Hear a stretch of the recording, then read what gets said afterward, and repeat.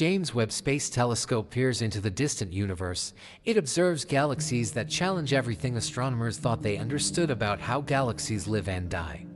Among billions of galaxies captured in Webb's deep field images, one particular specimen stands out, a massive galaxy that ceased forming stars 10 billion years ago, transforming into a cosmic graveyard of aging red stars, devoid of the blue light that marks active stellar nurseries.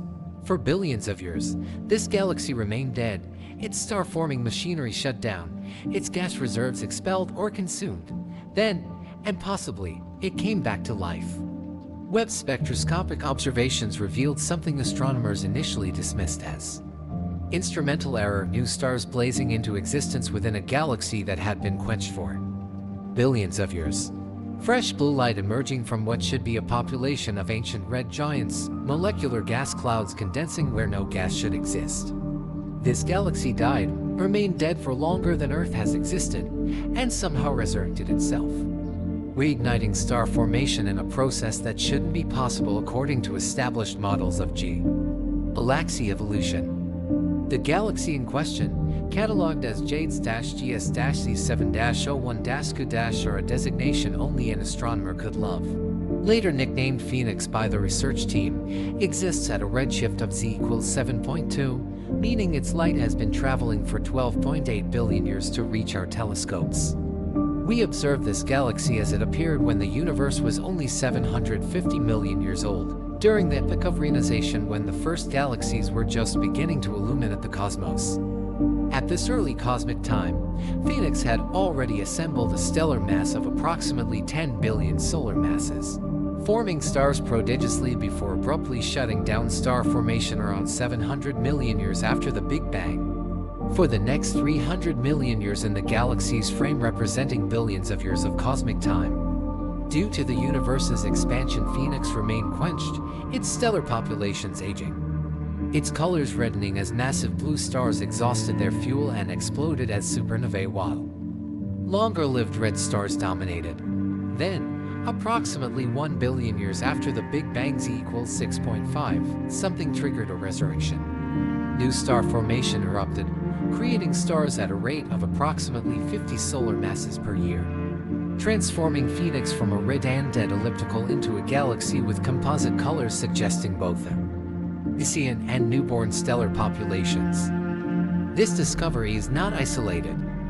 Webb has identified at least 17 galaxies in various deep fields showing evidence of post-quenching star formation.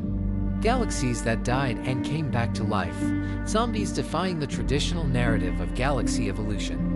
The traditional picture held that galaxies follow a relatively straightforward path. They form stars actively in their youth, consuming their gas reservoirs over billions of years, then quench shut down star formation once their gas is exhausted or removed, settling into passive evolution as their stellar populations age. Once quenched, galaxies were thought to remain dead, slowly fading as their stars evolve off the main sequence. Webb's observations shatter this simple narrative. The telescope's infrared capabilities, designed to observe the universe's most distant objects whose light has been redshifted from visible into infrared wavelengths, provide unprecedented sensitivity to both old stellar populations and young star-forming regions. Webb spectroscopy distinguishes between light from ancient red stars and light from newly formed blue stars, revealing the complex star formation histories that galaxies actually experience. The data show that galaxy death is not always permanent, that quenching can be temporary, and that galaxies can oscillate between star-forming and quiescent states multiple times over cosmic history. The mechanisms behind both death and resurrection are complex. Galaxies die when they lose their gas supply, the raw material for star formation. Gas can be removed through ram pressure stripping when a galaxy moves through a cluster's hot intercluster medium, stripped away like wind removing moisture from your breath on a cold day. Gas can be heated and expelled by powerful winds from a supermassive black hole at the galaxy's center. The black hole's active galactic nucleus blasting radiation and jets that heat gas to millions of degrees, preventing it from cooling and collapsing to form stars. Gas can be consumed entirely through an intense starburst, a brief period of frenzied star formation that depletes the reservoir before it can be replenished. Resurrection requires gas to return. This can occur through gas accretion from the cosmic web, filaments of cold gas streaming onto the galaxy from the intergalactic medium. It can occur through galaxy mergers, where a gas-rich companion galaxy collides and merges with the dead galaxy, delivering fresh fuel. It can occur through gas recycling, where material ejected by earlier supernovae and stellar winds cools and falls back onto the galaxy after millions of years, reigniting star formation. Each mechanism leaves distinctive signatures in the galaxy's stellar populations, chemical abundances, and morphology, clues that Webb's instruments can detect. The existence of zombie galaxies has profound implications for our understanding of galaxy evolution, the cosmic star formation history, the role of supermassive black holes in regulating galaxies, and the demographics of galaxy populations across cosmic time. If galaxies can die and resurrect multiple times, then the simple classifications we use, spiral, elliptical, star-forming, quiescent, are oversimplifications of dynamic, complex life cycles.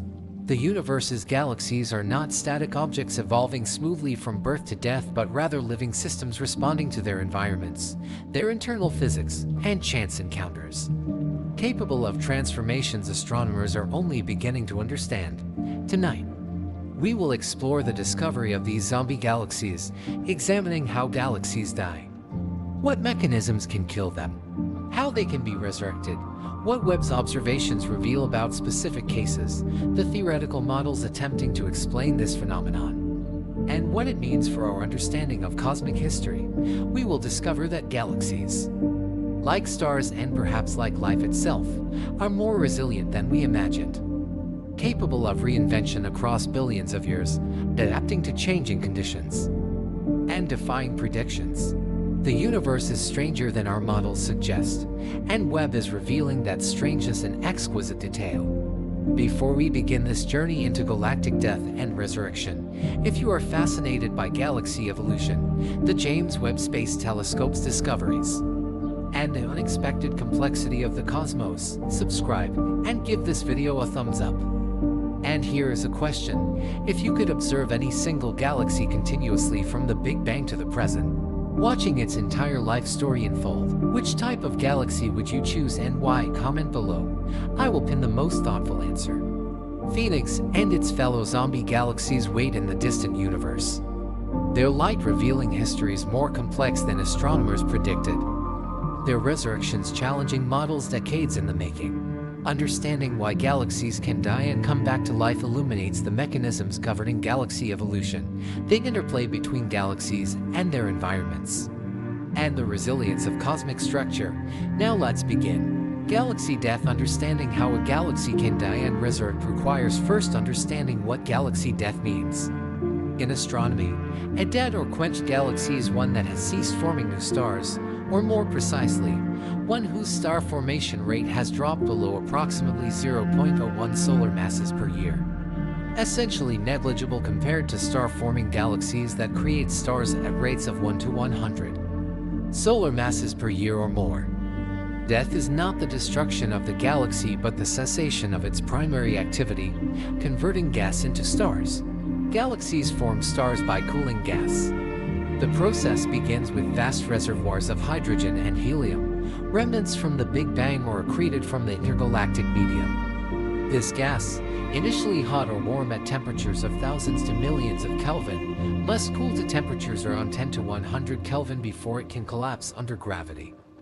As gas cools, it radiates energy through atomic and molecular emission lines, losing pressure support.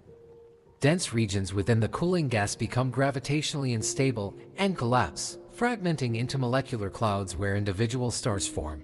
Star formation is a self-regulating process. As stars form, they inject energy back into their surroundings through stellar winds, radiation pressure, and supernovae. Massive stars, which live only millions of years before exploding, blast their natal clouds apart, heating surrounding gas and temporarily preventing further star formation. Over time, gas cools again, and new generations of stars form. This cycle continues as long as the galaxy maintains a reservoir of cool, dense gas, and mechanisms exist to dissipate energy, allowing gas to collapse. Galaxy death occurs when this cycle breaks down. If the gas reservoir is removed, depleted, or prevented from cooling, star formation ceases. The galaxy contains stars formed previously, but no new stars emerge. The stellar population ages. Massive blue stars, which burn brightest but die fastest, exhaust their fuel within millions to tens of millions of years. Intermediate mass stars evolve off the main sequence over hundreds of millions to billions of years. Eventually, the galaxy's light is dominated by long-lived, low-mass red stars and aging red giants. The galaxy's color shifts from blue indicating young, hot stars to red indicating old, cool stars, earning quenched galaxies the moniker red and dead. Several mechanisms can quench star formation, each operating under different conditions and leaving distinct signatures. The most straightforward is gas exhaustion. The galaxy simply runs out of fuel. If star formation proceeds faster than gas is accreted from the intergalactic medium, the reservoir depletes. High star formation efficiency, where a large fraction of available gas converts into stars each dynamical time, accelerates depletion. Starbursts, brief episodes of intense star formation with rates exceeding 100 solar masses per year, can exhaust gas reservoirs in just 100 million years. Ground pressure stripping removes gas through hydrodynamic forces. When a galaxy moves through a dense medium, like the hot intracluster medium pervading galaxy clusters, the gas in the galaxy experiences a pressure force proportional to the galaxy's velocity and the medium's density. If this ram pressure exceeds the galaxy's gravitational restoring force, gas is stripped away, leaving the galaxy gas-free and unable to form stars. Ram pressure stripping is particularly effective for low-mass satellite galaxies orbiting through massive clusters, where orbital velocities reach thousands of kilometers per second. Active galactic nucleus AGN feedback is perhaps the most powerful quenching mechanism. Supermassive black holes at galaxy centers, when accreting matter, emit enormous energy as radiation and jets. This energy heats surrounding gas to temperatures exceeding 10 million Kelvin, far too hot to collapse and form stars. AGN feedback can blow gas out of the galaxy entirely through powerful winds, or simply maintain it in a hot phase indefinitely. The energy output from an AGN can exceed the total luminosity of the galaxy's stars by factors of hundreds, making AGN feedback capable of suppressing star formation across the entire galaxy. Environmental effects beyond ram pressure also contribute to quenching. Tidal interactions with neighboring galaxies can disturb gas distributions, heating gas or flinging it out of the galaxy. Harassment, the cumulative effect of multiple high-speed encounters in dense cluster environments, disrupts galaxy structure and removes gas gradually. Strangulation, where the galaxy's hot gas halo is stripped by the cluster environment, cuts off the supply of cool gas accreting onto the galaxy, starving it of fuel over billions of years even as existing gas continues forming stars. Morphological quenching suggests that galaxy structure itself influences star formation.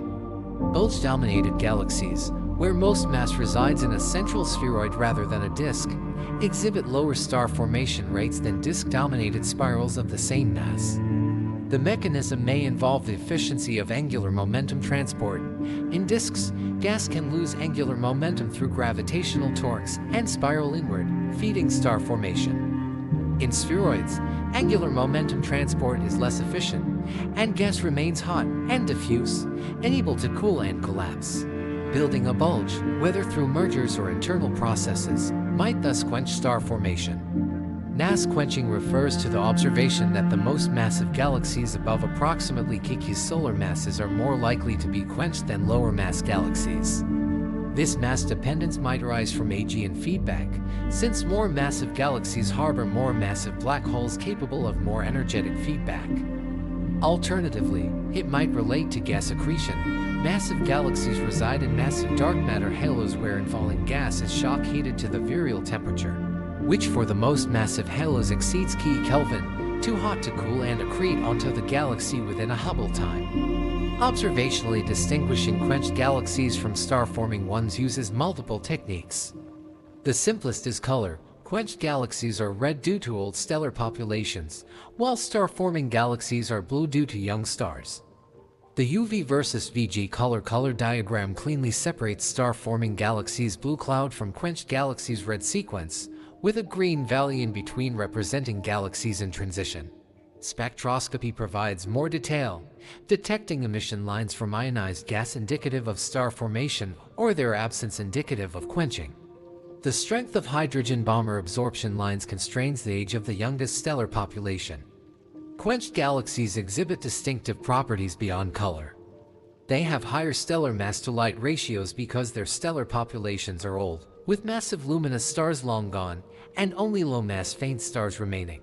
They show less dust than star-forming galaxies, as dust is primarily produced in the atmospheres of evolved stars and supernova ejecta, and without ongoing star formation. Dust production ceases while existing dust is gradually destroyed by shocks or sputtering. They have lower gas fractions, with high NCO observations detecting little cold gas compared to the galaxy's stellar mass. Morphologically, quenched galaxies tend to be ellipticals or lenticulars exogalaxies, with smooth ellipsoidal or bulge-dominated shapes lacking the spiral arms and irregular structures of star foremen. G-disks. This morphology quenching correlation is strong but not perfect. Some ellipticals still form stars, and some spirals are quenched. The correlation suggests that whatever processes quench star formation also affect morphology, or vice versa, hinting at deep connections between galaxy structure and star formation regulation. The time required for a galaxy to appear quenched after star formation ceases depends on the initial stellar mass function and the galaxy's star formation history. If star formation shuts off instantaneously, the galaxy's color reddens on timescales of approximately 100 million years as the most massive blue stars die. After 1 billion years, essentially all stars more massive than approximately two solar masses have evolved off the main sequence, and the galaxy appears fully quenched in color and spectroscopic diagnostics. If star formation declines gradually rather than abruptly, the transition takes longer, and the galaxy spends extended time in the green valley. Quenching is not always permanent.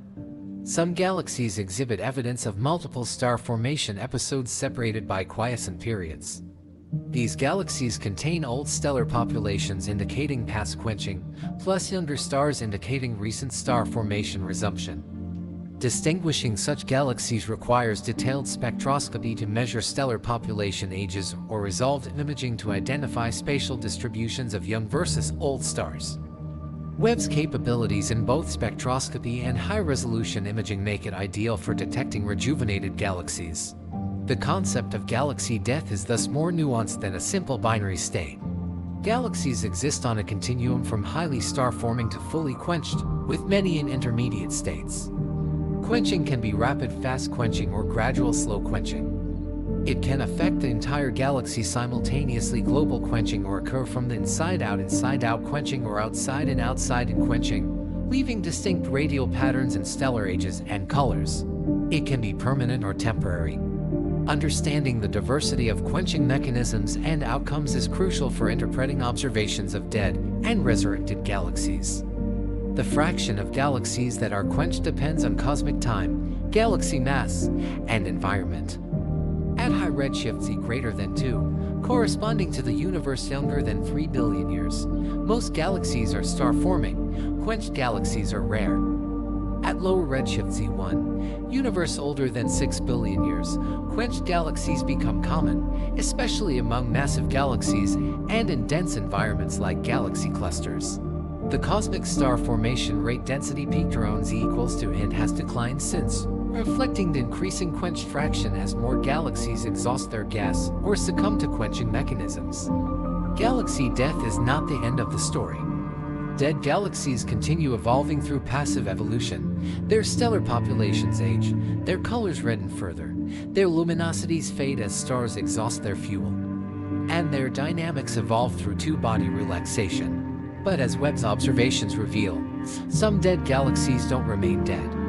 Understanding how galaxies resurrect requires examining the conditions and mechanisms that can reignite star formation billions of years after it ceased, transforming red and dead ellipticals into rejuvenated, Star-forming systems once again. Webb's discovery. The James Webb Space Telescope's discovery of zombie galaxies emerged from a systematic survey called JADES, the JWST Advanced Deep Extragalactic Survey, designed to study galaxy formation across cosmic time by observing extremely faint, distant galaxies in unprecedented detail.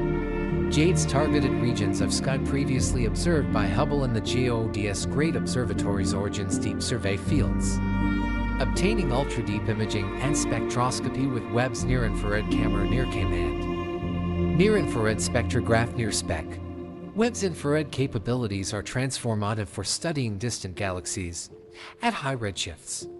Galaxies' light is shifted from ultraviolet and visible wavelengths emitted by stars into the near and mid-infrared observed wavelengths due to the expansion of the universe.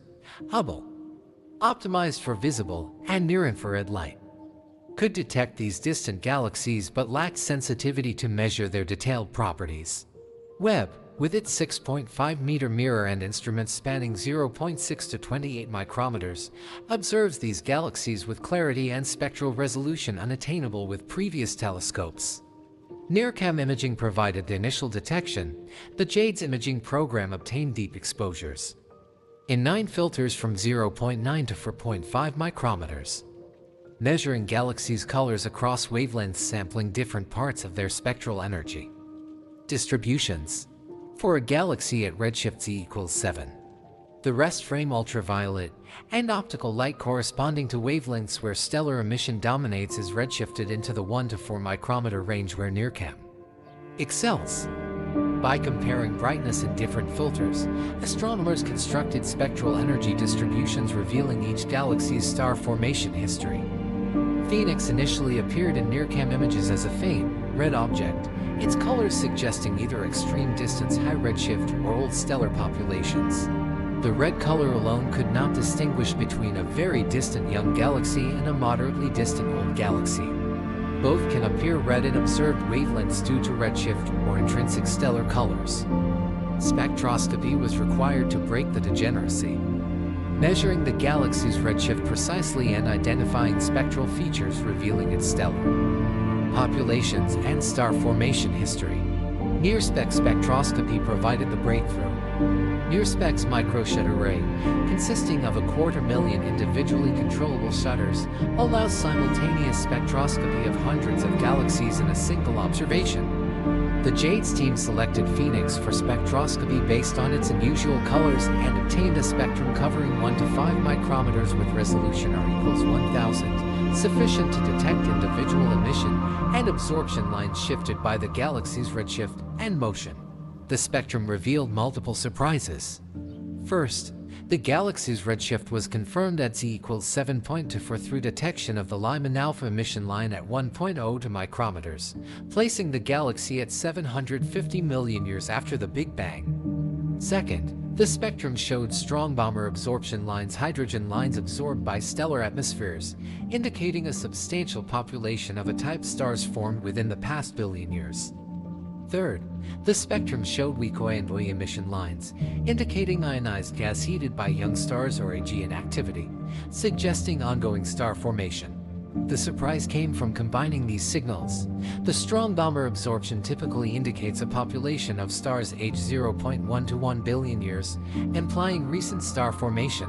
However, the spectrum also showed a strong 4,000 angstrom break, a sharp drop in flux at rest frame 4,000 angstroms caused by accumulated absorption from metals in stellar atmospheres, indicative of old stellar populations aged several billion years.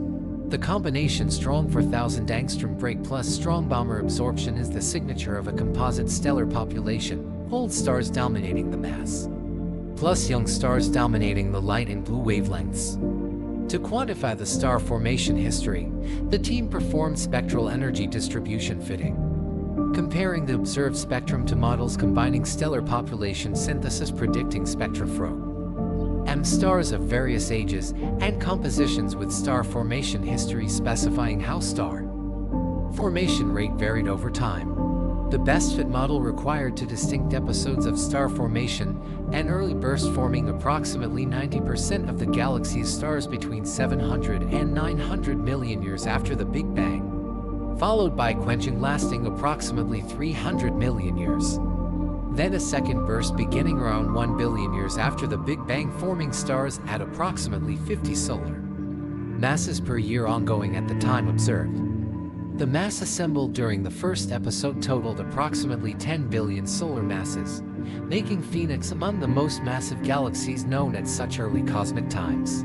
The quenching that followed, lasting 300 million years, allowed the massive stars from the first burst to die off, causing the galaxy's light to fade and redden.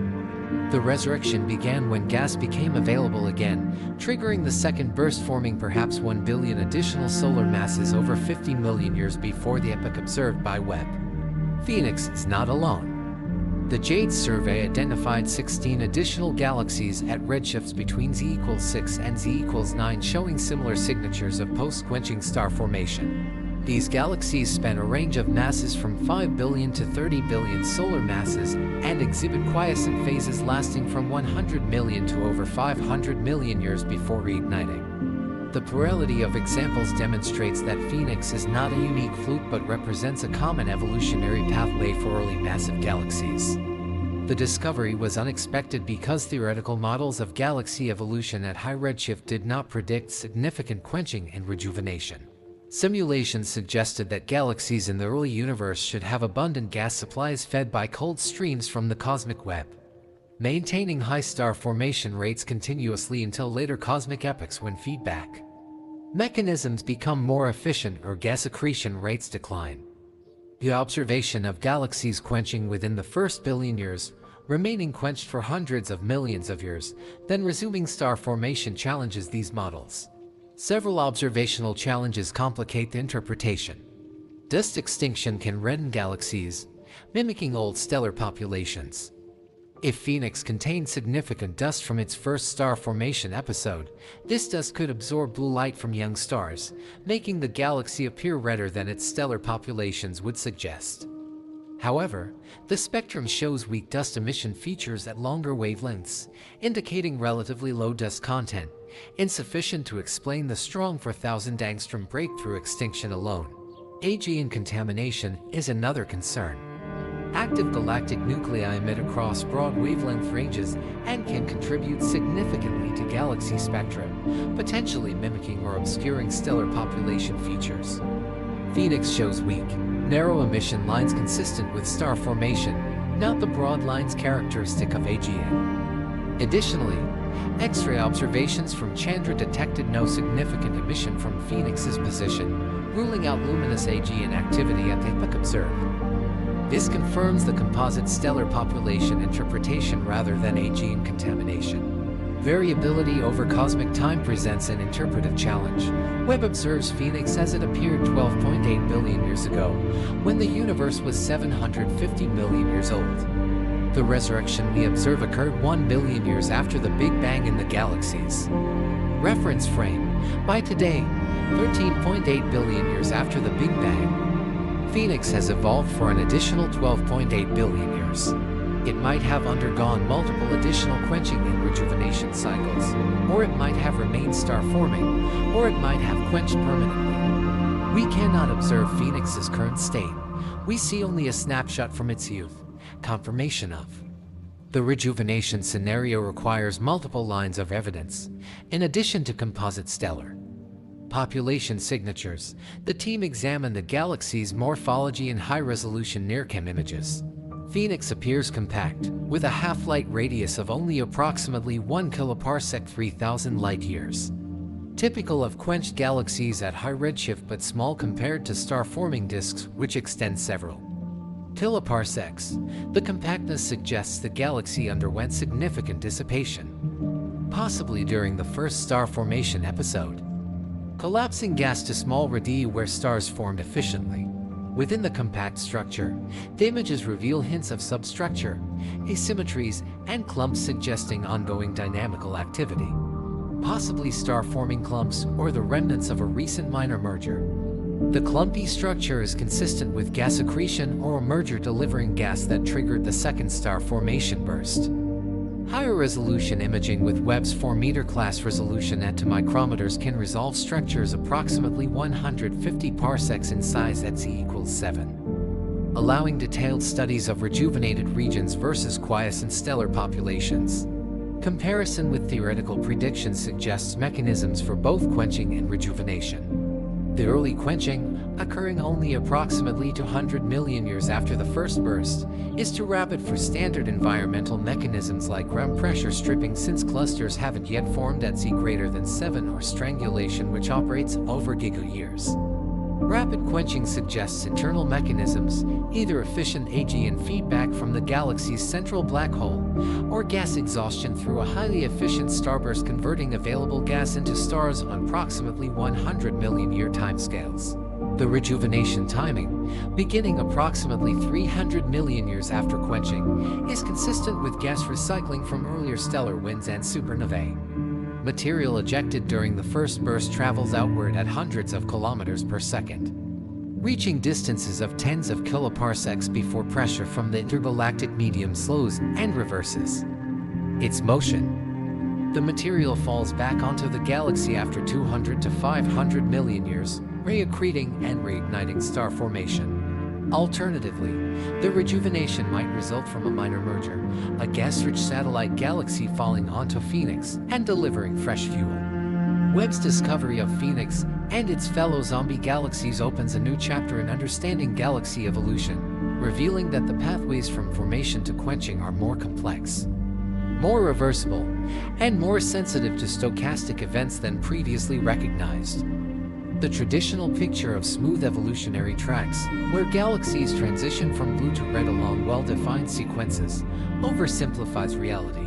Galaxies are dynamic systems responding to their environments, their internal physics, and chance encounters, capable of multiple life cycles within cosmic history. Mechanisms of death. Understanding how galaxies die requires examining the physical processes that remove heat or prevent the cooling of the gas necessary for star formation. Each mechanism operates under different conditions, affects different galaxy types preferentially, and leaves characteristic signatures observable in galaxy properties.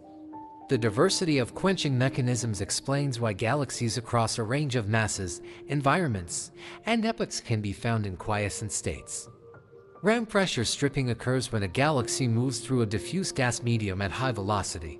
The galaxy's interstellar medium experiences a pressure force from the headwind of external gas, given by P_REM equals ρ_xv squared, where ρ_x is the external medium density and v is the galaxy's velocity.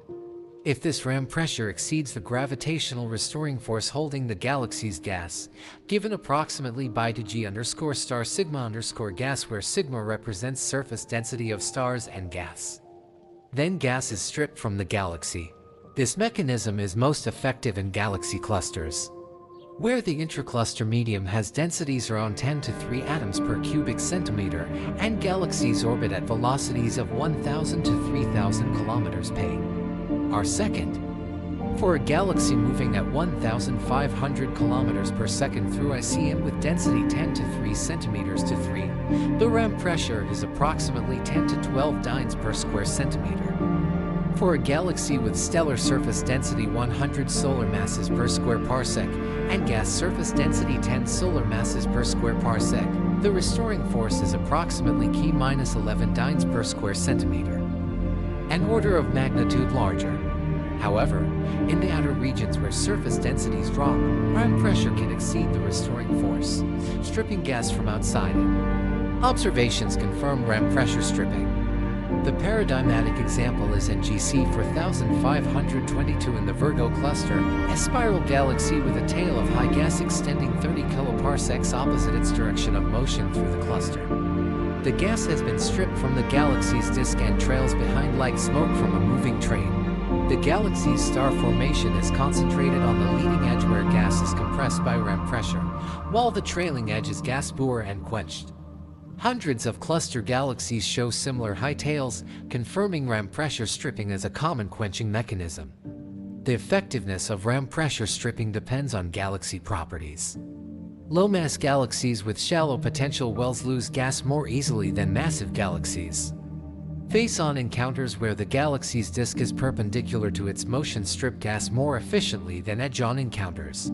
High-velocity encounters strip gas rapidly, while slow encounters allow gas to respond quasi-statically.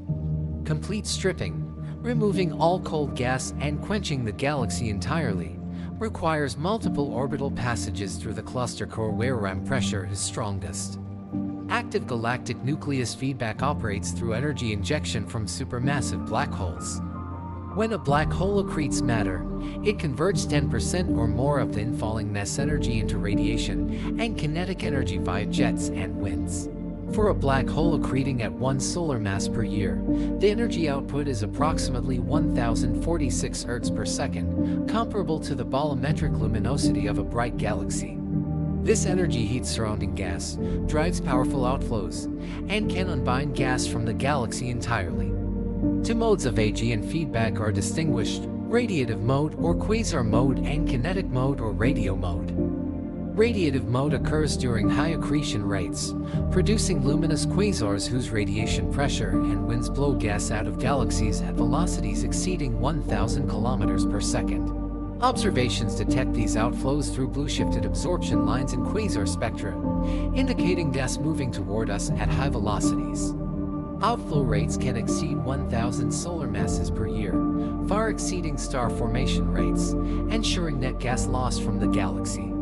Kinetic mode occurs at lower accretion rates, producing radiojets that inflate bubbles of hot plasma in the surrounding medium. These bubbles, visible in X-ray images as cavities in the hot gas around massive elliptical galaxies, mechanically heat the gas through compression and turbulence.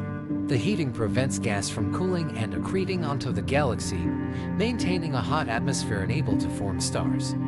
Radio mode feedback is particularly important in massive galaxies at the centers of galaxy clusters, where cooling flows would otherwise condense approximately 100 solar masses per year of stars. But observed star formation rates are far lower.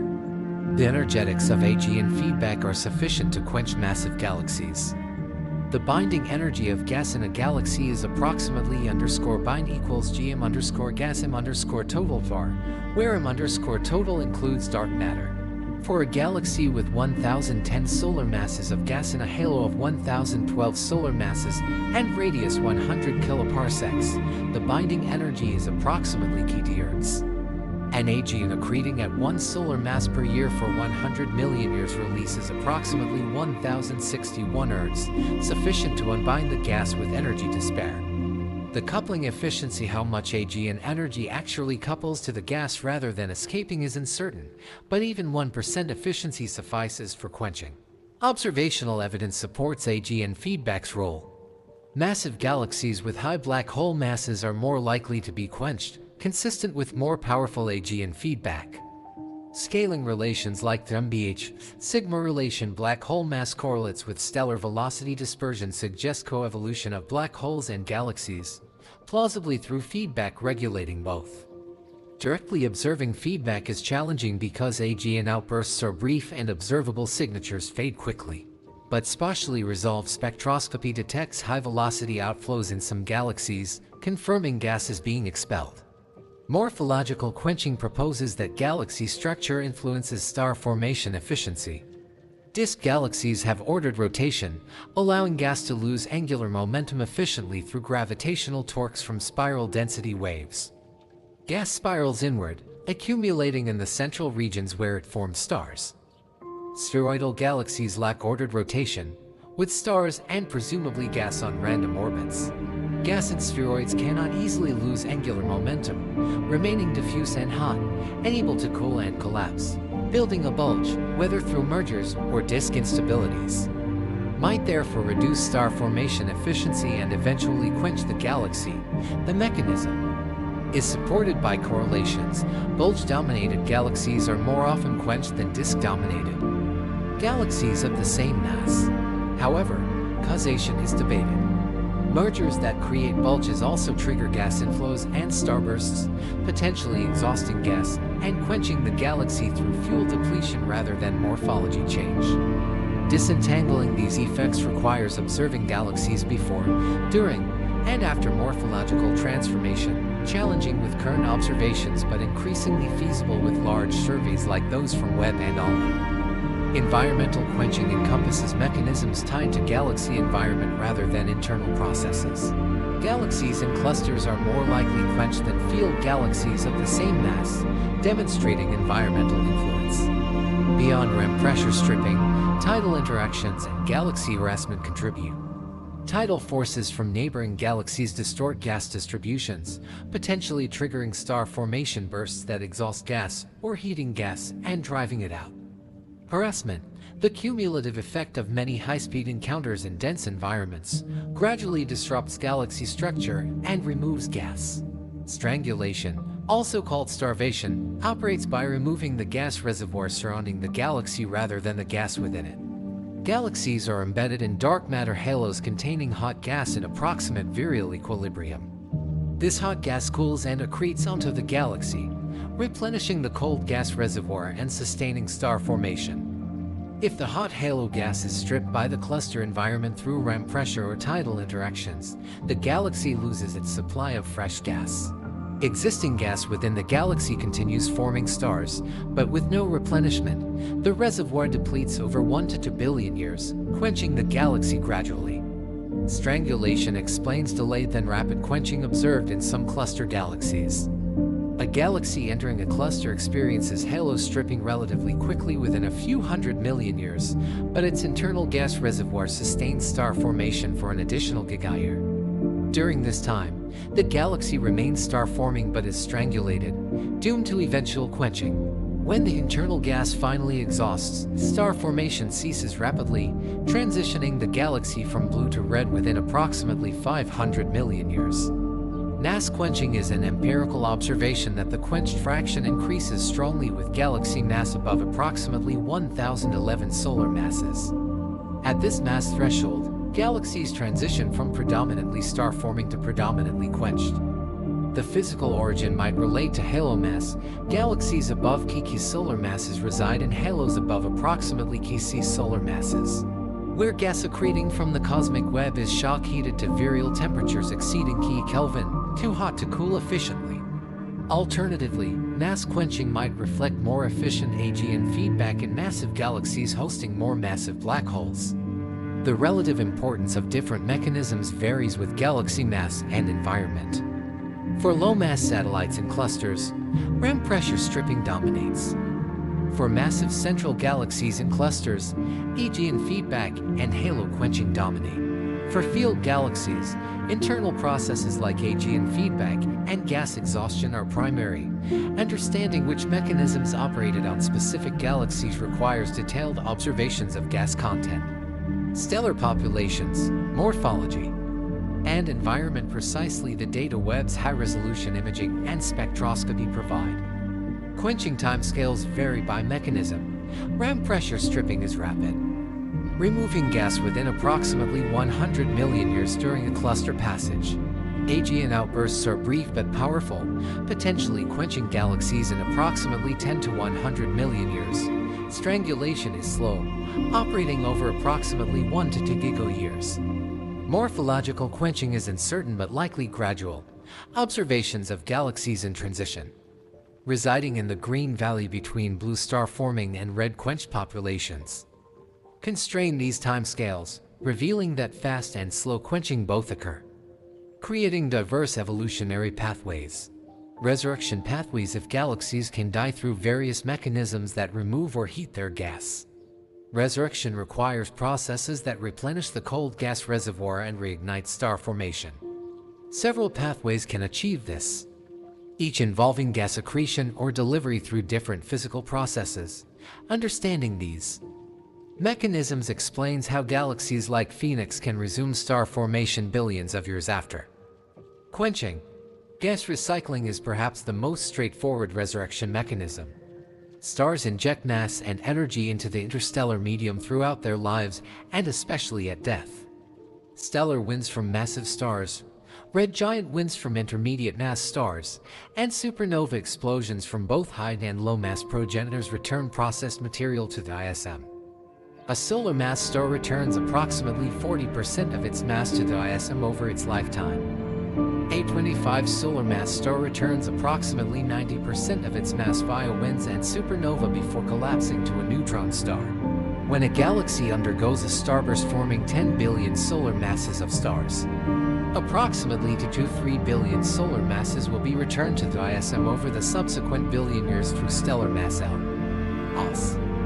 This material is ejected with velocities ranging from tens to thousands of kilometers per second, depending on the mechanism. Stellar winds have velocities approximately 10 to 100 kilometers per second, while supernova ejecta reach approximately 10,000 kilometers per second. Material moving faster than the galaxy's escape velocity, approximately 300 kilometers per second for a massive galaxy, is lost to the intergalactic medium. Slower material remains bound. Material traveling at 500 kilometers per second, typical for supernova-driven outflows after thermalization and cooling, reaches distances of 50 kiloparsecs in 100 million years. At these distances, ram pressure from the hot halo or the intergalactic medium slows the material. Eventually reversing its motion, the material falls back onto the galaxy after 200–500 million years, depending on initial velocity and external pressure. This timescale matches the quiescent period observed in Phoenix. Star formation ceased approximately 700 million years after the Big Bang and resumed approximately 300 million years later. Around 1 billion years after the Big Bang, when recycled material reaccretes, it can trigger renewed star formation if it cools efficiently. The material has been enriched with metals during its first pass through stars, increasing its cooling efficiency. Metal-enriched gas cools more rapidly than primordial gas because metals provide additional cooling channels through atomic and molecular line emission. Cooling time for gas at approximately Kelvin with solar metallicity is approximately 100 million years, allowing accretion and cooling to occur on comparable timescales. Cold mode accretion from the cosmic web provides another resurrection pathway. The universe's large-scale structure consists of dark matter halos connected by filaments of dark matter and gas. Gas flows along these filaments onto galaxies, providing a continuous supply of fuel. At high redshift Z greater than 2, when the universe is denser and dark matter halos are less massive, accreting gas remains relatively cool, approximately Kelvin, flowing onto galaxies without shock heating. This cold mode accretion can deliver gas at rates of tens to hundreds of solar masses per year. Simulations show that cold mode accretion dominates in halos below approximately C solar masses, typical of galaxies at high redshift. Even if a galaxy quenches by exhausting its internal gas reservoir, cold streams can continue delivering gas, eventually accumulating enough to reignite star formation. The process is stochastic. Cold streams are filamentary and time variable, sometimes delivering substantial gas and sometimes providing little. This variability might explain why some galaxies at high redshift show episodic star formation histories with multiple bursts separated by quiescent periods. Webb's detection of rejuvenated galaxies at Z equals 6 to 8, when cold mode accretion should be efficient, supports this mechanism. Phoenix, residing in a relatively low-mass halo approximately 5 solar masses based on its stellar mass and abundance matching, could receive cold streams even after quenching. The stream delivery is intermittent. A particularly dense filament reaches the galaxy, delivering 109 solar masses of gas over 50 million years, triggering a burst forming 50 solar masses per year until the gas is consumed or feedback disperses it again.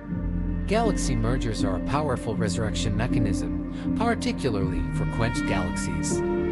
When a gas-rich galaxy merges with a quenched galaxy, the merger delivers fresh fuel directly, triggering renewed star formation. Mergers also drive gas inflows through tidal torques, channeling gas from large radii to the central regions where it formed stars. Even minor mergers mass ratio 10 to 1 or less can deliver sufficient gas to reignite star formation if the satellite is gas-rich. Observational evidence links mergers to rejuvenation. Many Green Valley galaxies transitioning from blue to red or vice versa show morphological disturbances indicating recent mergers, tidal tails, shells, disturbed isophotes. Post-starburst galaxies, which show spectral signatures of recent approximately 1 billion years ago vigorous star formation now ceased, often exhibit merger signatures, suggesting a scenario where a merger triggered a starburst.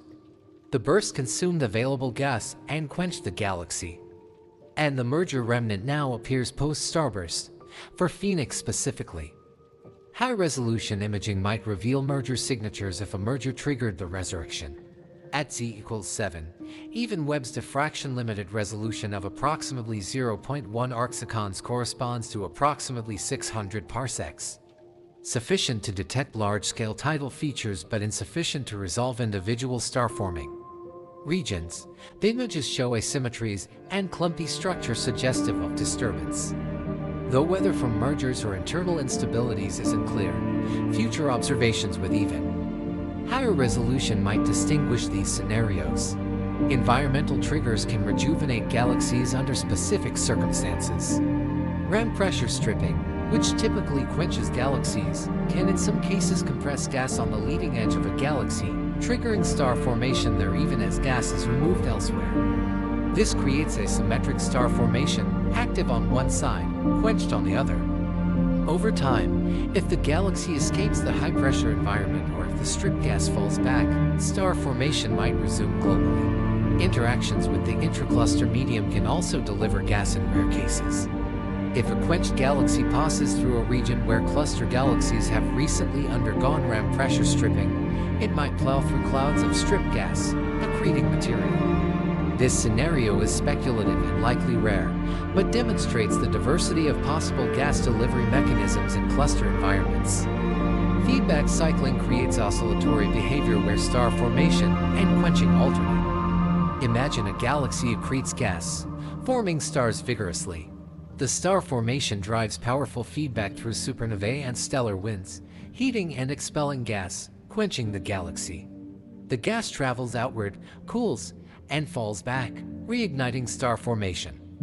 This cycle repeats multiple times, creating a self-regulating system where star formation and quenching oscillate with periods of hundreds of millions of years. This oscillatory behavior is predicted by simulations of galaxy formation that include realistic feedback prescriptions.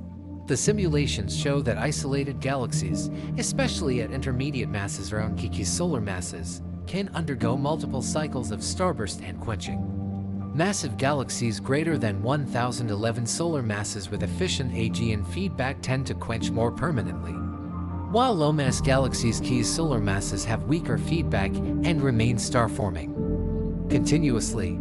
Intermediate mass galaxies inhabit a regime where feedback and accretion balance precariously, leading to episodic behavior. Observations support feedback cycling. Some galaxies show multiple generations of stellar populations with distinct ages separated by quiescent gaps.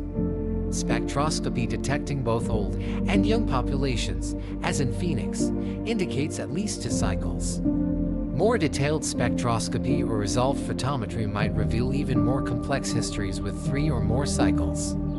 Green Valley galaxies, long considered a simple transition phase, might represent a population oscillating between star-forming and quenched states multiple times. The timescales for resurrection depend on the mechanism. Gas recycling operates on approximately 200 to 500 million year timescales. Cold mode accretion can operate continuously but with variable intensity. Mergers occur stochastically with timing depending on merger rates in the galaxy's environment, and feedback cycling oscillates with periods of approximately 100 to 300 million years. Phoenix's 300 million year quiescent phase is consistent with any of these mechanisms or combinations thereof. Determining which mechanism operated requires additional observational constraints. Gas kinematics from emission line spectroscopy reveal whether gas is infalling suggesting accretion, outflowing suggesting feedback, or disturbed suggesting mergers. Chemical abundances constrain whether the new gas is recycled. Enriched metallicity or accreted lower metallicity. Closer to primordial, morphological disturbances indicate mergers. Webb provides some of this data, but complete characterization requires complementary observations from all the molecular gas and high-resolution optical infrared imaging. The prevalence of rejuvenated galaxies constrains galaxy evolution models. If resurrection is common, then quenching cannot be considered permanent, and models must include mechanisms for gas replenishment. If resurrection is rare, then the few observed cases might be exceptional, requiring unusual circumstances like major mergers. Webb's detection of at least 17 rejuvenated galaxies at z equals 6 to 9, representing several percent of the massive galaxy population at these redshifts, suggests resurrection is not rare. This prevalence demands that models incorporate cyclic or episodic star formation, particularly at high redshift where cold mode accretion is efficient and feedback might not yet have fully established. The self-regulation seen in low redshift galaxies. Phoenix in detail. Phoenix, the prototype zombie galaxy, deserves detailed examination. Its properties, derived from Webb's observations, reveal the specific characteristics of a galaxy that has undergone quenching and rejuvenation, providing a template for understanding similar objects and testing theoretical models. Every measurement constrains the galaxy's history, narrowing the range of possible evolutionary pathways that could produce the observed state. Phoenix's redshift of z equals 7.24 places it 750 million years after the Big Bang, during the epoch of reionization when the first galaxy's ultraviolet radiation ionized the neutral hydrogen pervading the universe. This is earlier than most known quenched galaxies. Traditionally, massive quenched galaxies are rare at z greater than 3 and virtually absent at z greater than 5. Phoenix's existence at z equals 7.24 as a rejuvenated system implies the galaxy assembled, quenched, remained quiescent for approximately 300 million years, and reignited by z equals 7.24, all within the first 750 million years of cosmic history, a remarkably compressed timeline. The galaxy's stellar mass is estimated at 1.0 plus or minus 0.2 times 1010 solar masses from spectral energy distribution fitting. This mass ranks Phoenix among the most massive galaxies known at z greater than 7. Galaxy assembly simulations predict that halos of approximately 3 kk solar masses should contain galaxies with approximately kk solar mass at z equals 7, implying Phoenix resides in a relatively rare, massive halo. Such halos are biased tracers of large-scale structure, residing preferentially in overdense regions that will evolve into galaxy groups or clusters by z equals 0. The star formation history derived from spectral fitting shows two distinct episodes. The first episode, between 650 and 750 million years after the Big Bang z equals 8.5 to 7.5, formed approximately 9,109 solar masses at an average rate of approximately 90 solar masses per year, peaking perhaps at 150 solar masses per year. This burst lasted approximately 100 million years before ceasing abruptly. The quiescent period lasted approximately 250 million years, from 750 to 1,000 million years after the Big Bang z equals 7.5 to 6.8, during which star formation dropped below approximately 1 solar mass per year. The second episode began around 1,000 million years after the Big Bang z equals 6.8 and continues at the epoch Webb observed z equals 7.24. Corresponding to 750 million years after the Big Bang in look-back time. Wait, this requires clarification. Due to the time delay from light travel, Webb observes Phoenix as it appeared 12.8 billion years ago, 750 million years after the Big Bang. In Phoenix's reference frame, by the time the light we detect was emitted, the galaxy had experienced 750 million years of cosmic time since the Big Bang. The resurrection occurred within that time. Actually, the timeline is first burst at 400 to 500 million years after Big Bang z equals 11 to 9, quenching at 500 million years z equals 9, quiescent period until 750 million years z equals 7.24. With resurrection beginning shortly before the epoch observed, this makes more sense for the compressed timeline. Let me recalculate based on actual stellar population ages. The spectral fitting indicates the youngest stellar population has an age of approximately 50 million years at the observed epoch, meaning these stars formed when the universe was 700 million years old. 750 million minus 50 minus 1. The oldest stellar population has an age of approximately 300 million years, meaning these stars formed when the universe was 450 million years old. The gap between these ages, approximately 250 million years from 450 to 700 million years after Big Bang, represents the quiescent period. This timeline is internally consistent with rapid assembly at Z-10, quenching soon after, and rejuvenation at Z-7.5. Phoenix's morphology is compact, with a half-light radius of 1.1 plus or minus 0.2 kiloparsecs measured from NIRCam images at 2 micrometers. This compactness is typical of quenched galaxies at high redshift, which tend to be 2 to 3 times smaller than star-forming galaxies of the same mass. The small size suggests efficient gas dissipation during the first star formation burst, with gas losing angular momentum and funneling to the center where it formed stars in a compact configuration. High-resolution imaging at 2 micrometers reveals internal structure, a bright central core plus at least 2 off-center clumps. The core contains the bulk of the old stellar population, appearing smooth and symmetric. The clumps, located approximately 700 and approximately 900 parsecs from the center in opposite directions, are brighter and bluer filters, indicating younger stellar populations or active star formation. These clumps might be star-forming regions within the rejuvenated galaxy, sites where newly accreted gas has collected and is forming stars. The spectrum shows emission lines indicating ionized gas lambda 3727 doublet, H lambda 49,595,007 doublet, and H alpha. The line ratios place Phoenix on the star formation sequence in the BPT diagram Baldwin-Phillips-Strelowich diagram, which distinguishes star formation from AGN based on emission line ratios, confirming that ionization is powered by young stars rather than an active galactic nucleus. The star formation rate derived from alpha luminosity is 4510 solar masses per year, consistent with this derived rate. The emission lines also reveal gas phase metallicity through their 23 indicator ratio of OI plus OE to H. Phoenix's metallicity is approximately 0.4 solar, or 12 plus log OH equals 8.3, indicating significant metal enrichment. Primordial gas has metallicity approximately 10 to 4 solar, so Phoenix's gas has been substantially enriched by stellar nucleosynthesis. The enrichment implies that the gas-forming stars during the rejuvenation is either recycled material from the first burst enriched by supernovae or gas enriched during the first burst, and later expelled before returning. The metallicity constrains resurrection mechanisms. If the gas were entirely from pristine cosmic Webb accretion, metallicity would be much lower. If entirely from recycling, metallicity might be even higher, approximately 0.7 solar based on yields from the first burst IMF. The observed intermediate value suggests a mix, perhaps 60% recycled, enriched gas, and 40% lower metallicity accreted gas.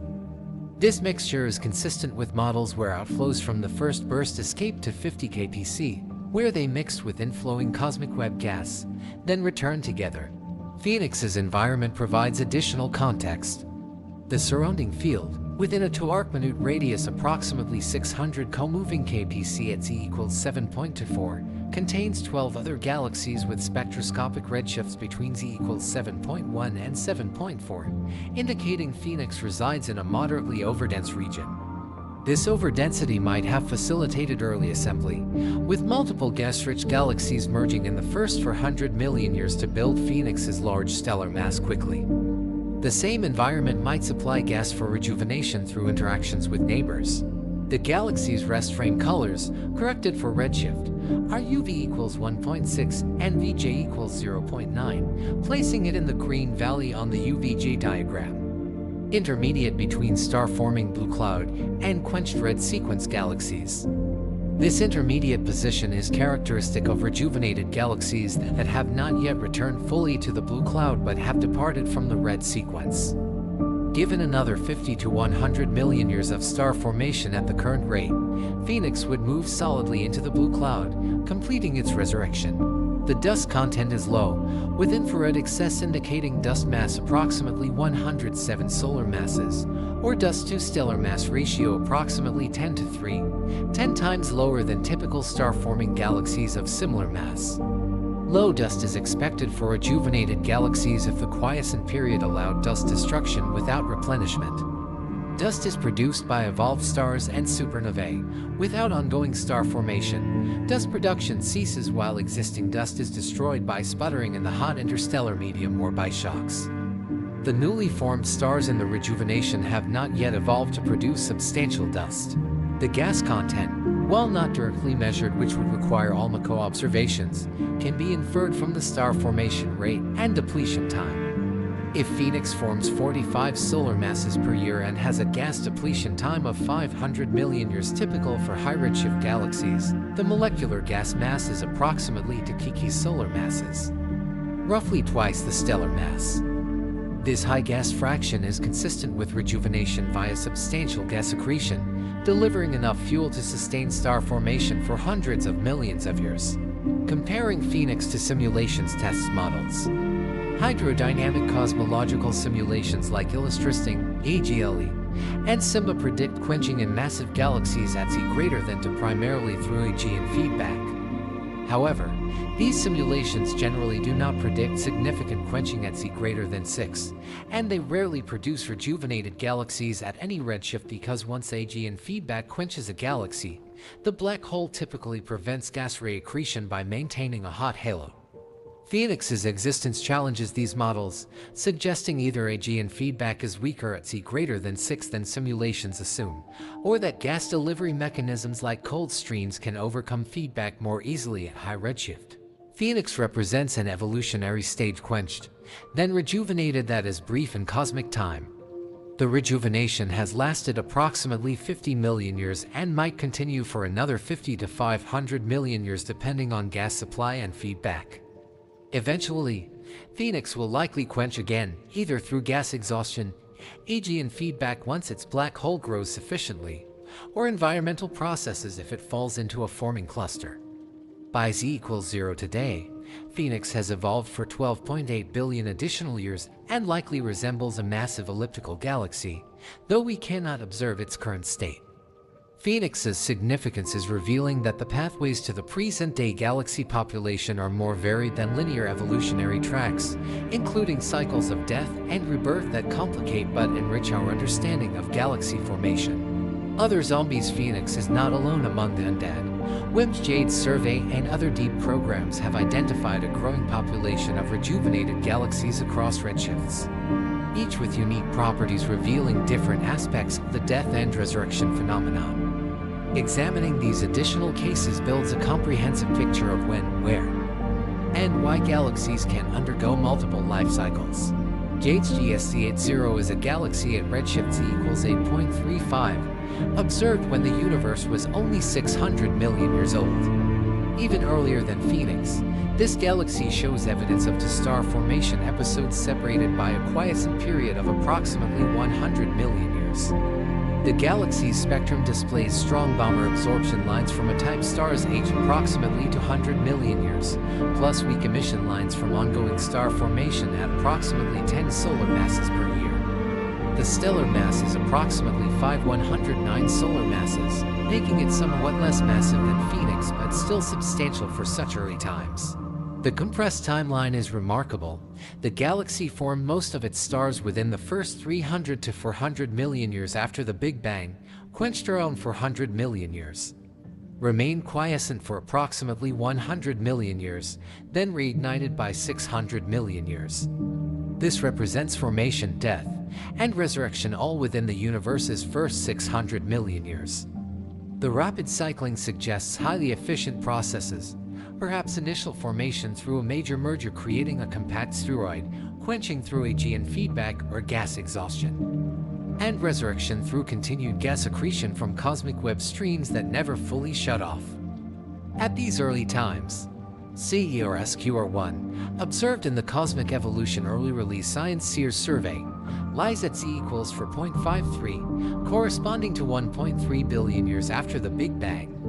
This galaxy's star formation history shows 3 distinct episodes: an initial burst forming approximately 8 key solar masses around 800 million years after the Big Bang, a quiescent period from 900 million to 1.1 billion years, a second burst forming approximately 2 key solar masses from 1.1 to 1.2 billion years, another quiescent period from 1.2 to 1.25 billion years, and a third burst, ongoing at the observed epoch, forming approximately 20 solar masses per year. SQR1 demonstrates that galaxies can undergo multiple quenching and rejuvenation cycles, not just a single death and resurrection. The oscillatory behavior is consistent with feedback cycling, where star formation drives outflows that quench the galaxy. The outflows fall back to restart star formation, and the cycle repeats. The timescale of approximately 100 to 200 million years between bursts matches the dynamical time for gas to travel to the virial radius and return, supporting the recycling interpretation. The galaxy's morphology shows a disturbed structure with multiple clumps and asymmetric light distribution, suggesting merger activity. Possibly each star formation episode correlates with a minor merger delivering gas. The merger rate at Z-4.5 is high enough several times per gigayear for galaxies of this mass that 3 mergers over 500 million years is plausible. Alternatively, the disturbed morphology might reflect internal instabilities in a gas-rich disk fragmenting into clumps where stars form. Primer Z6QU from the Prime Extragalactic Areas for Reionization and Lensing Science Primer Survey is a strongly lensed galaxy at Z equals 6.13 magnified by a foreground cluster. Gravitational lensing amplifies the galaxy's light and improves spatial resolution, allowing detailed study. The lensed images reveal that the galaxy's old stellar population is centrally concentrated, forming a compact spheroid, while the young stars are distributed in a ring at radius approximately 1.5 kpc, forming a classic rejuvenation ring. The ring morphology suggests gas has accreted onto the galaxy and settled into a disk or ring structure around the pre-existing spheroid, forming stars there while the central spheroid remains quiescent. This inside quenched, outside star forming configuration is opposite the more common inside-out star formation seen in normal galaxies. The reversal indicates that gas cannot reach the center. Possibly the central black hole prevents it through feedback but can form stars in the outer regions where feedback is weaker. Primer Z6QU's stellar mass is approximately 1.5 times 1010 solar masses, with the ring forming stars at approximately 30 solar masses per year.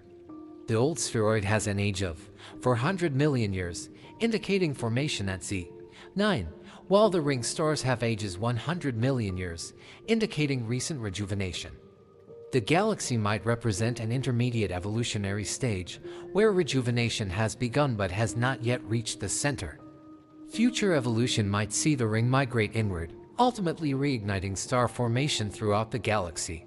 SP20311-58, observed at Z equals 6.9 with ALMA prior to Webb's launch and followed up with Webb near spec, is actually a pair of massive galaxies in the process of merging. The two galaxies, separated by only 8 kpc, have stellar masses of approximate 5 kk and approximately 10 solar masses. Both show evidence of recent quenching. Their stellar populations are dominated by stars aged 200 to 400 million years with little recent star formation. However, the region between the two galaxies shows strong dust emission and CO emission, indicating a reservoir of approximately 1011 solar masses of molecular gas concentrated in the merger region. Webb spectroscopy detects weak emission lines from the intergalaxy gas, indicating the onset of star formation at approximately 5 solar masses per year, far below the galaxy's masses but increasing. The merger is triggering rejuvenation, funneling gas from both galaxies into the interaction region where it will form a burst of stars as the merger completes. Within 100 million years, SP20311-58 will likely be a highly star-forming merger remnant, a rejuvenated system created by galaxy collision. This case demonstrates that major mergers can resurrect quenched galaxies. If both progenitors were quenched or gas poor, the merger might not trigger much star formation, creating a larger quenched galaxy. But if even one progenitor retains gas, the merger can drive significant star formation. SP20311-58's gas richness despite quenching suggests the galaxies were quenched through processes that didn't fully expel their gas. Perhaps AG and feedback heated the gas without ejecting it, or RAM pressure compressed gas without stripping it from the galaxy's deep potential wells. GNZ11QR, a galaxy at z equals 10.6 in the GODS North Field, is one of the most distant rejuvenated galaxies discovered. At only 400 million years after the Big Bang, GNZ11QR has a stellar mass of approximately 2 key solar masses with a complex star formation history. The spectrum shows both a 4,000 angstrom break indicating old stars and strong emission lines indicating current star formation at approximately 15 solar masses per year. The combination requires at least 2 star formation episodes, an initial burst around 300 million years after the Big Bang, followed by quenching and rejuvenation beginning around 380 million years. The existence of a quenched and rejuvenated galaxy at z equals 10.6 pushes the phenomenon to extraordinarily early times. It suggests that the processes quenching and rejuvenating galaxies operate even in the universe's first few hundred million years, possibly with higher efficiency or different characteristics than at later epochs. GNZ11QR's low mass compared to Phoenix indicates rejuvenation is not limited to the most massive systems, but occurs across the galaxy mass function. Statistical studies combining these individual cases with broader samples from Webb surveys are beginning to quantify the rejuvenation rate. The JADES team estimates that approximately 10 to 15% of massive galaxies M_star greater than key 5 solar masses at z equals 6 to 9 show spectroscopic evidence of post-quenching star formation. This fraction is higher than the approximately 3% observed at z equals 2 to 3 from ground-based surveys, suggesting rejuvenation is more common at high redshift, possibly due to more efficient gas accretion from cosmic Webb streams at early times. Simulations are beginning to reproduce some aspects of the observations. Recent zoom-in simulations using the fire-to-feedback in realistic environments physics model, which includes detailed prescriptions for stellar feedback and star formation, show that approximately 5 to 10% of simulated galaxies at z greater than 6 undergo at least one quenching rejuvenation cycle. The simulations identify stellar feedback supernovae and stellar winds as the primary quenching mechanism at these early times, with AGN feedback becoming important only at later times once black holes grow massive enough. Theoretical models understanding zombie galaxies requires theoretical models that can explain both quenching and rejuvenation within the broader context of galaxy formation and evolution. Models must account for the observed frequencies, timescales, and properties of quenched and rejuvenated galaxies while remaining consistent with other observations like the galaxy stellar mass function and cosmic star formation history and galaxy clustering. Several theoretical approaches provide frameworks for interpreting Webb's discoveries. Semi-analytic models SAMS combine simplified physics with cosmological dark matter simulations to predict galaxy properties across cosmic history. SAMS track dark matter halo merger trees from n-body simulations and apply prescriptions for baryonic physics, gas cooling, star formation, feedback, and AGN activity.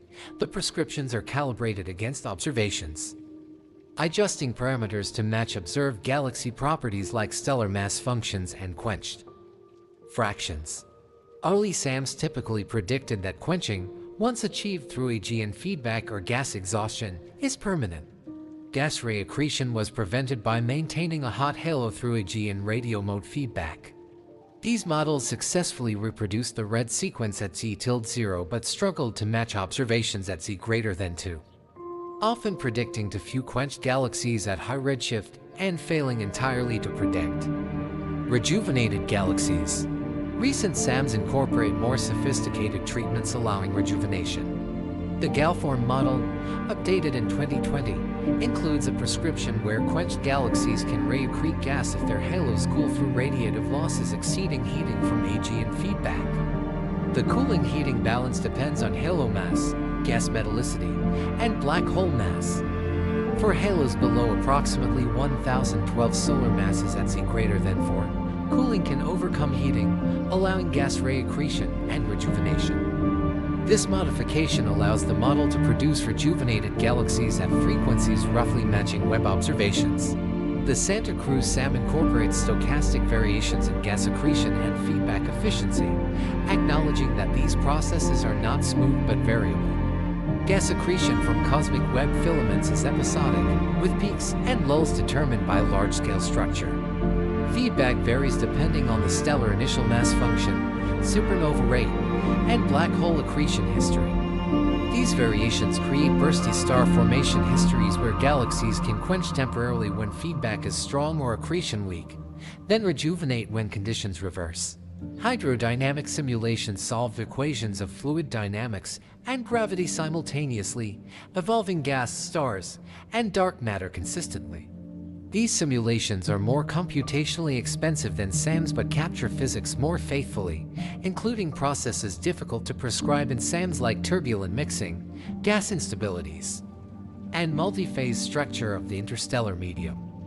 Simulations like Illustristing, Eagle, Simba, and Fire have reached sufficient resolution and volume to predict galaxy populations comparable to observations.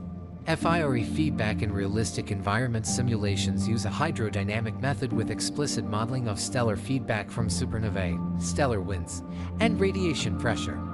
FIRE predicts highly bursty star formation at Z greater than 2, particularly in low-mass galaxies M_star 1010 solar masses. The burstiness arises because stellar feedback is intermittent. During active star formation, supernovae heat and expel gas, temporarily suppressing further star formation. Gas cools and ray accretes over 100 to 300 million years, reigniting star formation. This cycle repeats multiple times. FIRE simulations at Z greater than 6 show that approximately 10% of massive galaxies M_star Telkiki's solar masses undergo at least one quenching rejuvenation cycle before Z equals 6. The cycles are driven by balance between gas accretion from cold streams and stellar feedback. If a particularly intense starburst occurs, feedback can overwhelm accretion, quenching the galaxy. The quiescent period lasts until accretion recovers or previously expelled gas returns. The predicted quenching and rejuvenation timescales approximately 100 to 300 million years match observations of Phoenix and similar galaxies. However, FIRE underestimates the quenched fraction at high redshift compared to Webb observations, suggesting AGN feedback might be more important than stellar feedback for quenching the most massive galaxies even at Z greater than 6. Incorporating AGN feedback into FIRE is ongoing, with recent versions showing that AGN can quench galaxies at Z-7 if black holes grow rapidly through super-Eddington accretion. But AGN feedback also makes rejuvenation harder, since the black hole continues to heat gas even during quiescence, preventing ray accretion. Reconciling AGN quenching with observed rejuvenation rates is an active research challenge. Illustristing, a large volume simulation including both stellar and AGN feedback, predicts quenched galaxies at Z-23 but struggles at Z greater than 5. TNG's AGN feedback model, calibrated to match Z-0 observations, might be too strong at high redshift, suppressing star formation excessively and preventing the observed rejuvenations. Modifying AGN feedback to be weaker or operate differently at high redshift might resolve this, but such modifications must remain consistent with observations at lower redshifts, a delicate balance. Analytic models provide complementary insights. A simple model tracks gas inflow, star formation, and outflows, dm_gas, dt equals _accretion _sf outflow where m_gas is gas mass, _accretion is accretion rate from cosmic web, _sf is star formation rate, and _outflow is outflow rate driven by feedback. Star formation is related to gas mass by _sf equals epsilon_sfm gas d_din, where epsilon_sf is star formation efficiency and t_din is dynamical time. Outflow is related to star formation by _outflow equals eta_sf, where eta is the mass loading factor outflow mass per unit stellar mass formed. If _accretion greater than _sf1 plus eta, gas accumulates and star formation increases. If _accretion _sf1 plus eta, gas depletes and star formation decreases. The equilibrium star formation rate is _sf, AQ equals _accretion/1 plus eta. Changes in accretion or eta create deviations from equilibrium, potentially causing quenching if accretion drops or eta increases, or bursts if accretion increases or eta decreases. For Phoenix-like galaxies, the model suggests Initial rapid accretion approximately 100 m/year drives a starburst forming 910 m over approximately 100 m. The burst triggers strong feedback with eta tilde 10, driving outflows of approximately 1000 m/yr. This exceeds accretion, depleting gas and quenching the galaxy within approximately 50 m. After quenching, accretion continues at reduced rate approximately 20 meters per year as cosmic Webb streams deliver gas. Over 300 m, approximately 610 m accretes. Simultaneously, approximately 3 km of previously expelled gas cools and falls back. Total gas accumulation approximately 9 times 10⁹ m reignited star formation at approximately 50 m/year, matching observations. The model is simplistic but captures key physics: feedback-driven quenching when outflows exceed accretion, rejuvenation when gas reaccumulates through continued accretion or recycling. The timescales depend on accretion rate, feedback efficiency, and halo potential well depth, for halos of approximately kcm typical of Phoenix-like galaxies. Timescales of 100 to 300 m emerge naturally, consistent with observations. Machine learning approaches are beginning to complement traditional models. Neural networks trained on hydrodynamic simulations learn the mapping from initial conditions: halo mass, environment, accretion history to outcome, stellar mass, star formation history, quenched or star forming. Once trained, the networks predict galaxy properties across parameter space far more rapidly than running full simulations. Recent work trained networks on far simulations and used them to predict that approximately 8% of galaxies at z=6 to 8 should be rejuvenated, close to Webb observations of approximately 10%. The networks also identify key parameters determining whether rejuvenation occurs. The most important is the ratio of accretion rate to halo mass. Galaxies with high specific accretion rate per unit halo mass are more likely to rejuvenate because they can replenish gas faster than feedback removes it. The second most important is halo mass. Intermediate mass halos kcm are most conducive to rejuvenation, while low mass halos kcm rarely quench in the first place, and high mass halos kcm have such strong Ag and feedback that rejuvenation is suppressed. Observational constraints from Webb are driving model improvements. The discovery of rejuvenated galaxies at z greater than 6 falsifies models predicting no rejuvenation. The observed rejuvenation fraction, approximately 10%, constrains feedback strength and gas accretion rates. The quiescent phase durations 100 to 300 m constrain gas cooling times and recycling timescales. The stellar masses and star formation rates of rejuvenated galaxies constrain the efficiency of gas conversion into stars during rejuvenation versus initial bursts. Future observations will provide tighter constraints. ALMA observations of Phoenix measuring molecular gas mass and kinematics will test whether rejuvenation involves gas accretion detectable as inflows or recycling detectable as disturbed gas kinematics or enriched metallicity. Higher resolution imaging from Webb or future telescopes resolving the spatial distribution of young versus old stars will reveal whether rejuvenation is centralized or extended, constraining the gas delivery mechanism. Spectroscopy of larger samples will determine if rejuvenation frequencies vary with environment, testing environmental versus internal quenching mechanisms. Models are converging toward a picture where zombie galaxies are natural consequences of bursty, feedback-regulated star formation at high redshift. The interplay of gas accretion, star formation, and feedback creates cycles of activity and quiescence.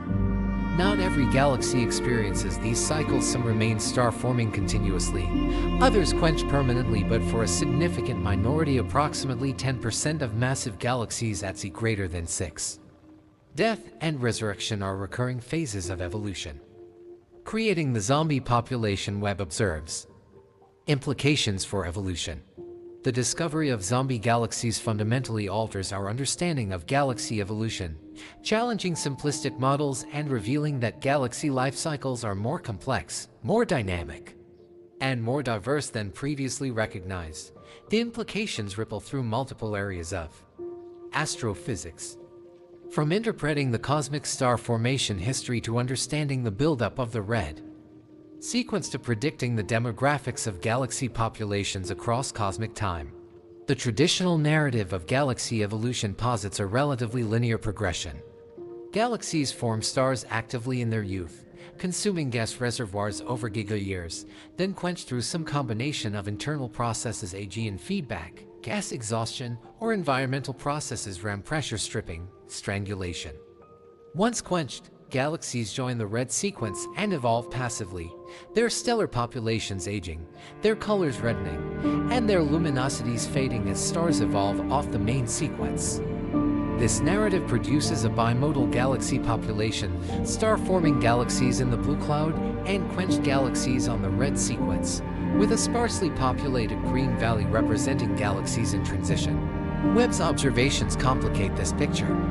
If 10 to 15% of massive galaxies at Z greater than 6 are rejuvenated, meaning they have transitioned from star forming to quenched and back to star forming, then the pathways through color magnitude space are not unidirectional. Galaxies can move from blue cloud to red sequence to green valley and back to blue cloud, potentially multiple times. The green valley is not merely a transition zone but a region of color space where galaxies oscillate, residing there during rejuvenation phases. This oscillatory behavior affects how we interpret galaxy demographics. The quenched fraction at any given time represents a snapshot of a dynamic population where some galaxies are newly quenched, some have been quenched for giga-years, some are in the process of rejuvenating, and some have completed rejuvenation and returned to star forming. Measuring the quenched fraction at a single epoch does not directly constrain the permanence of quenching. Some quenched galaxies are only temporarily dead. The cosmic star formation history, the evolution of the universe's total star formation rate per unit volume, must be reinterpreted in light of rejuvenation. The history peaks at Z approximately 2 and declines toward the present. A decline traditionally attributed to decreasing gas accretion rates and increasing quenching efficiency as galaxies exhaust their fuel and feedback mechanisms mature. However, if a significant fraction of quenched galaxies rejuvenate, they contribute additional star formation not captured by models assuming permanent quenching. Accounting for rejuvenation might reduce the apparent decline or alter the shape of the cosmic star formation history. Quantifying this effect requires knowing how long rejuvenation episodes last and how frequently they recur. If rejuvenation typically lasts 100 million years and affects 10% of galaxies, then at any given time, rejuvenated galaxies contribute approximately 10% of cosmic star formation. If rejuvenation episodes are brief or 50 million years but more frequent, affecting 20% of galaxies over their lifetimes, the contribution might be similar. Current data from Webb are insufficient to disentangle these scenarios, but ongoing surveys will constrain rejuvenation episode durations and frequencies. The buildup of stellar mass in quenched galaxies also requires reconsideration. Studies of red sequence galaxies from Z approximately to present show that the red sequence becomes more populated and extends to lower masses over time, reflecting increasing quenching of lower mass galaxies. However, if rejuvenated galaxies form additional stars after initial quenching, they add mass not included in models tracking stellar mass growth through passive evolution alone. Rejuvenation might increase quenched galaxy stellar masses by 10 to 30% on average, affecting inferred mass assembly histories and the evolution of the stellar mass function. The relationship between quenching and morphology becomes more complex. Traditional models link quenching to morphological transformation. Star-forming disks quench and transform into quiescent spheroids through processes like major mergers or disk instabilities that build bulges and disrupt star-forming disks. However, rejuvenation can occur without morphological reversal. Phoenix, for example, has a compact spheroidal morphology yet is forming stars. This suggests that morphology and star formation are not as tightly coupled as assumed. Spheroids can form stars if they accrete gas, and disks can be quenched without becoming spheroids. This decoupling implies that morphology and quenching are governed by partially independent processes. Morphology is set by angular momentum distribution, merger history, and internal dynamical processes. Quenching is set by gas supply and feedback efficiency. The observed correlation between spheroidal morphology and quenching might arise because processes like mergers affect both. Mergers can build spheroids and trigger starbursts that exhaust gas. but the correlation is not causal in a simple sense. Rejuvenated spheroids like Phoenix demonstrate exceptions to the correlation. The role of supermassive black holes in regulating galaxy evolution also requires reevaluation. Aegean feedback is invoked as the primary mechanism quenching the most massive galaxies and maintaining the red sequence. The MBH-sigma relation black hole mass correlates with stellar velocity dispersion, and MBHM_bulge relation black hole mass correlates with bulge mass, suggests coevolution regulated by feedback. However, if massive galaxies can rejuvenate despite harboring massive black holes, then Aegean feedback is not universally effective at preventing gas ray accretion. This might indicate that Aegean feedback is intermittent. Black holes accrete episodically, providing powerful feedback during active phases but becoming quiescent during low accretion phases. During quiescence, Aegean feedback shuts off, allowing gas to ray accrete and star formation to resume. The black hole might then reactivate as accreting gas reaches the nucleus, providing feedback that eventually quenches the galaxy again. This cycle creates oscillations between star forming and quenched states regulated by black hole duty cycle. Alternatively, Aegean feedback might be less effective at high redshift than at Z-0. Black holes at Z greater than 6 are still growing, with masses perhaps 1,007,108 m compared to 109 million in Z-0 massive galaxies. The weaker feedback from smaller black holes might be insufficient to prevent gas ray accretion, particularly if cosmic Webb streams deliver gas rapidly. As black holes grow over cosmic time, feedback strengthens, and rejuvenation becomes less common. This evolution would explain why rejuvenation appears more frequent at Z greater than 6 than at Z-2. Environmental effects on galaxy evolution must also incorporate rejuvenation. Traditionally, environment is considered a one-way process. Galaxies falling into clusters undergo ramp pressure stripping or strangulation, quenching them irreversibly. However, some cluster galaxies might rejuvenate if they accrete gas from the intercluster medium ICM or if they experience galaxy interactions that deliver gas. Observations of jellyfish galaxies, cluster galaxies with ramp pressure strip tails, sometimes show star formation in the strip material or along the galaxy's leading edge, potentially representing a form of induced rejuvenation. The prevalence of rejuvenation also constrains the galaxy merger rate. If many rejuvenations result from gas delivery via minor mergers, as suggested for some Webb-observed galaxies, then the observed rejuvenation fraction constrains how often galaxies experience gas-rich mergers. At Z-7, the merger rate for galaxies of Phoenix's mass is estimated at approximately 1 to 2 mergers per gigayear based on halo merger trees. Over 500 million years, the time from Phoenix's initial quenching to its observation post-rejuvenation, the probability of experiencing at least one merger is approximately 50 to 100%, consistent with minor merger-triggered rejuvenation being common. Rejuvenation affects the interpretation of galaxy spectra and colors, particularly for large statistical samples where individual spectroscopy is impractical. Photometric surveys classify galaxies as star-forming or quenched based on broadband colors. A rejuvenated galaxy, combining old and young stellar populations, might be misclassified depending on the relative contributions of each population. If young stars dominate the light, the galaxy appears star-forming despite having experienced quenching. If old stars dominate, the galaxy appears quenched despite ongoing star formation. This ambiguity inflates uncertainties in quenched fractions derived from photometry alone. Detailed spectroscopy, as provided by Webb's NIRSpec, resolves this ambiguity by detecting absorption and emission features characteristic of different stellar populations. The strong Balmer absorption in rejuvenated galaxies is a distinctive signature not present in pure star-forming or pure quenched galaxies.